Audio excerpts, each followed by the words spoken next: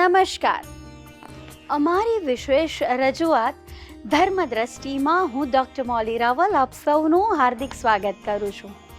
આજે આપણે જાણીશું ભાદરવી પૂનમના મેળા વિશે.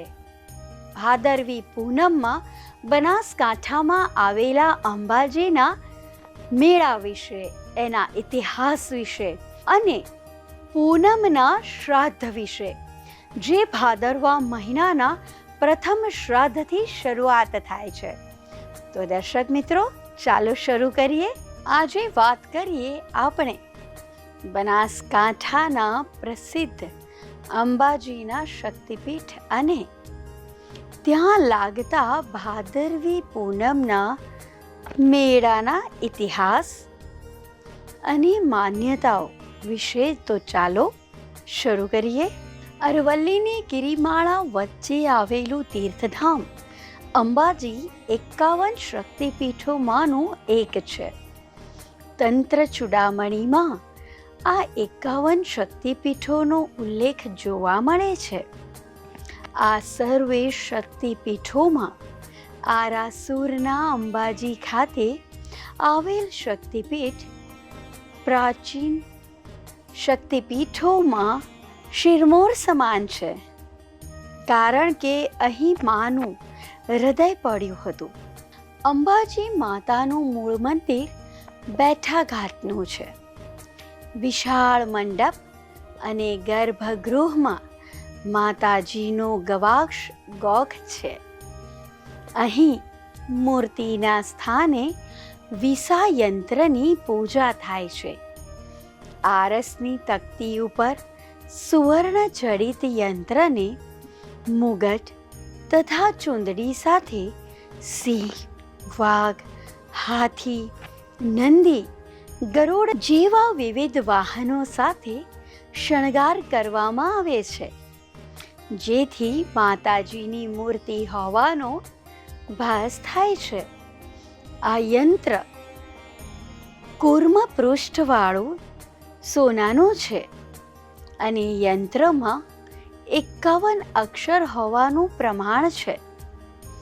યંત્ર સ્થાન નજરથી જોવાનો નિષેધ હોય આંખે પાટા બાંધીને યંત્ર પૂજા કરવામાં આવે છે. દર મહિનાની 8મે યંત્રની પૂજા થાય છે. આ યંત્ર કલ્પવૃક્ષ સમાન ગણાય છે. મંદિરની સામેની બાજુમાં ચાચર ચોક આવેલો છે. અંબાજી માતા ચાચરના ચોકવાળી માતા તરીકે પણ જાણીતા છે.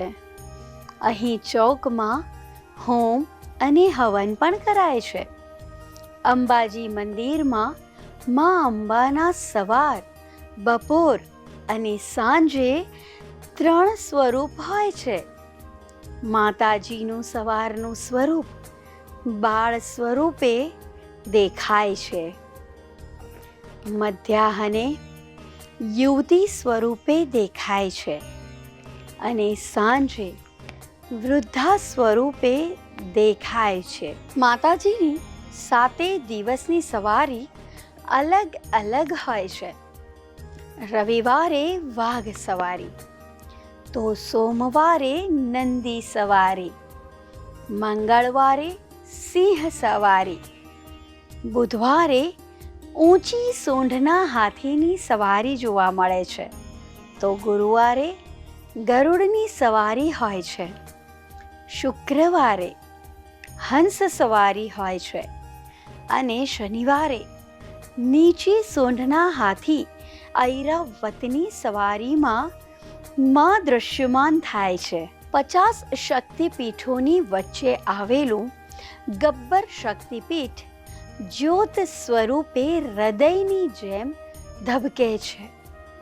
અરવલ્લીનો પહાડ વિશ્વનો જૂનો પહાડ છે, તો તેમાં આવેલા પહાડો લોકબોલી પ્રમાણે અને તેની આગવી ગાથા પ્રમાણે જુદા જુદા નામ ધારણ કરે છે.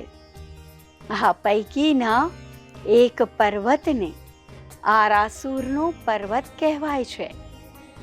આરાસુર નામ પ્રાચીન નામ છે આરનત નામે ઓળખાતા આ પ્રદેશમાં નાગ લોકો વસતા હતા.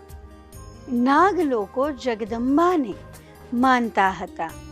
અહીં આવેલા શિખરોને આર્ય શિખર તરીકે ઓળખાતું હતું, જે કાળક્રમે અપભ્રંશ થઈને લોકબોલીમાં આરાસુર બન્યું છે. આરાસુર પર્વત ઉપર આવેલ આ વિસ્તારમાં ગબ્બર ગઢ હતો તેવી માન્યતા છે. પરમાર વંશના દામોદરના કુંવરે નગર ઠઠ્ઠાથી આવીને અહીં રાજધાની કરી હતી અને ગબ્બર ઉપર માતાજીની સ્થાપના કરી હતી. એક લોકવાયકા મુજબ ગબ્બરના ગોવાળની સાથે રોજ એક ગાય ચરવા આવતી હતી. આ ગાય અજાણી હતી, એટલે ગોવાળ એક દિવસ ગાયની પાછળ પાછળ ગયો અને જોયું તો ત્યાં માતાજી હિંડોળે હીંચતા હતા. તેણે ગાય ચરાવવાની ચરાઈ માંગી. માતાજીએ જવના દાણા આપ્યા.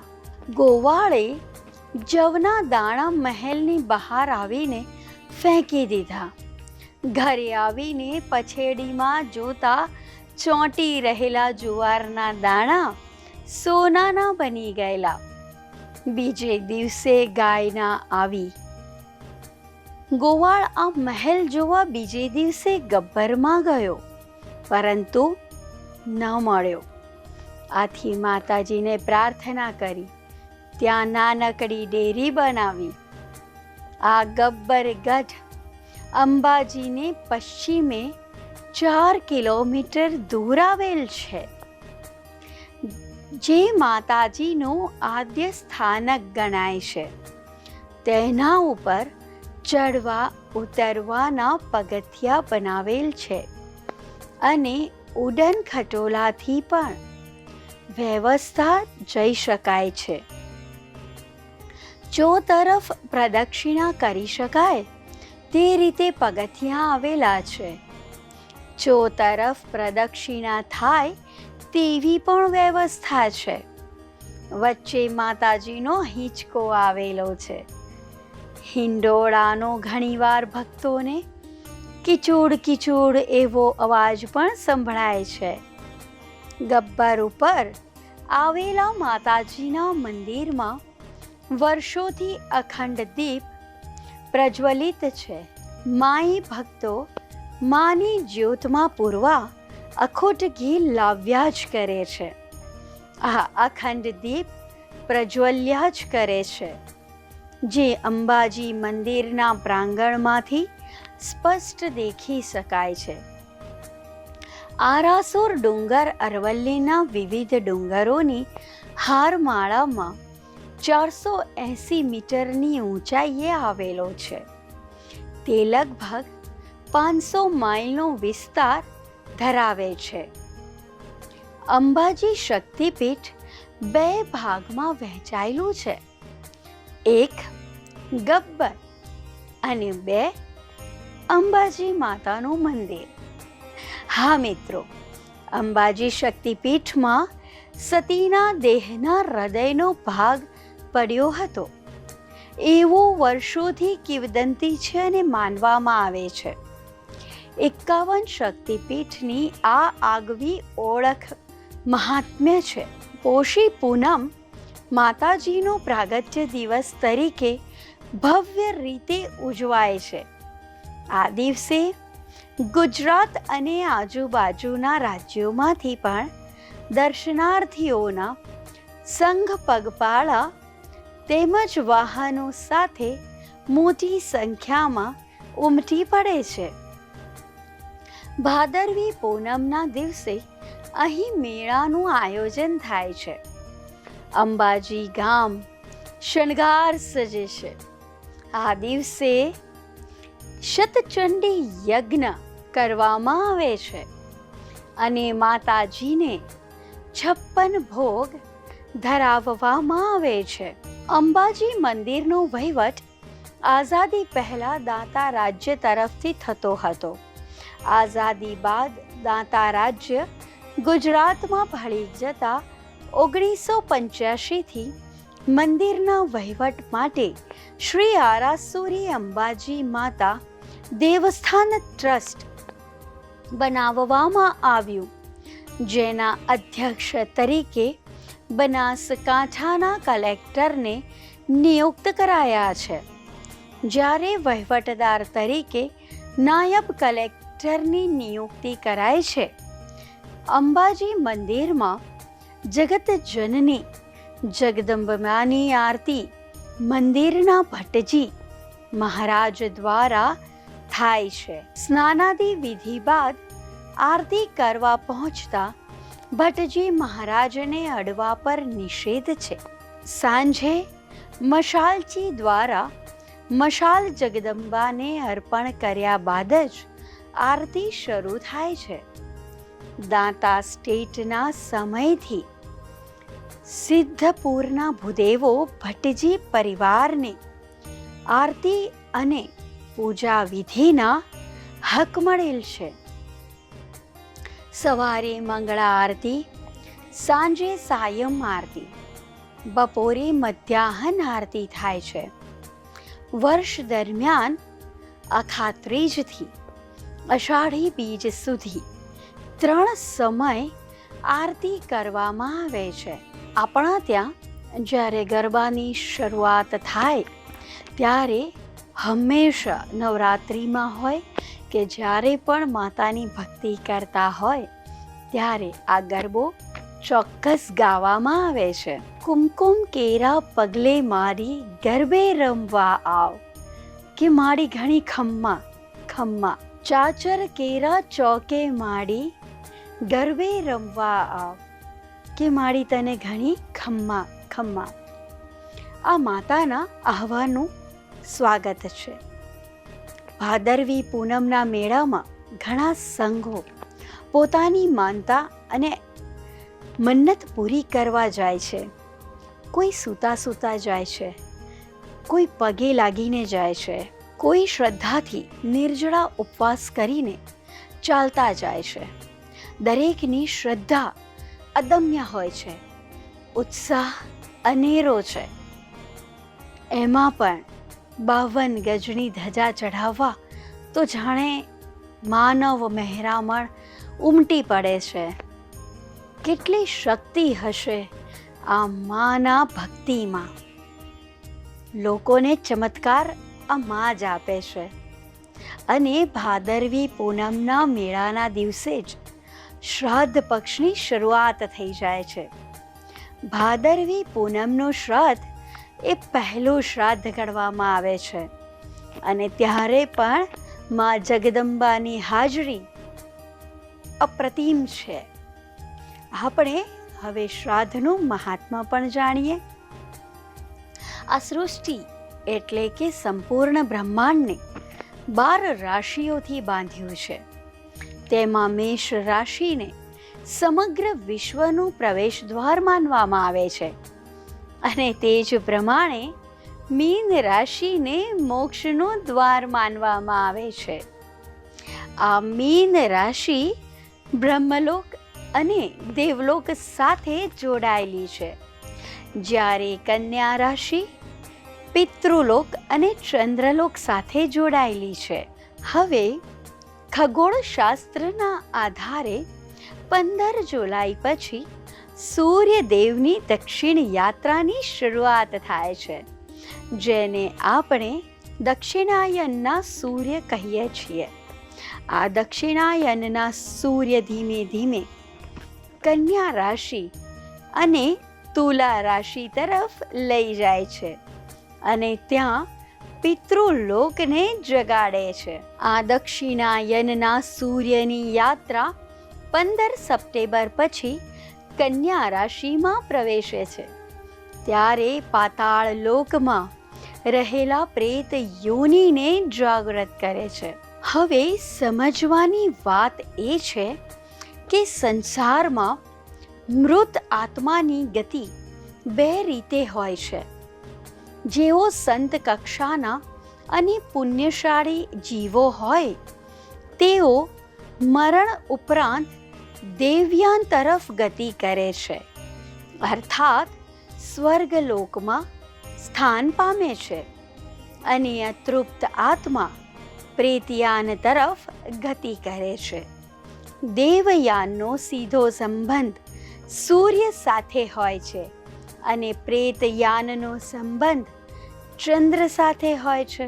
ચંદ્ર સૂક્ષ્મ જગતને સંભાળે છે અને તેથી ચંદ્રલોકને પિતૃલોક પણ કહેવાય છે. શાસ્ત્રમાં વર્ણવ્યા મુજબ ચંદ્રની 16 કળા છે. આ 16 કળા આપણા હિન્દુ પંચાંગની આ 16 કળા હિન્દુ તિથિ સાથે જોડાયેલી છે. પૂર્ણિમાથી અમાવસ્યા સુધી 16 તિથિ હોય છે. તેમ સુદ શુક્લ પક્ષ અને વદ કૃષ્ણ પક્ષની તમામ તિથિ રિપીટ થાય છે. આ મૃત્યુ પછી આત્મા જે તિથિએ મરણ પામે તે મુજબ ચંદ્રની કળામાં સ્થાન પામે છે. એકમનું મરણ થયું હોય તે પહેલી કળામાં, તે મુજબ જે પણ તિથિએ મરણ પામે તે ચંદ્રની કલામાં સ્થાન પામે છે. જ્યારે સૂર્ય કન્યા રાશિમાં આવે છે ત્યારે ભાદરવા સુદ પૂનમ આવી જાય છે અને તે ચંદ્રલોકમાં પિતૃઓને જગાડે છે.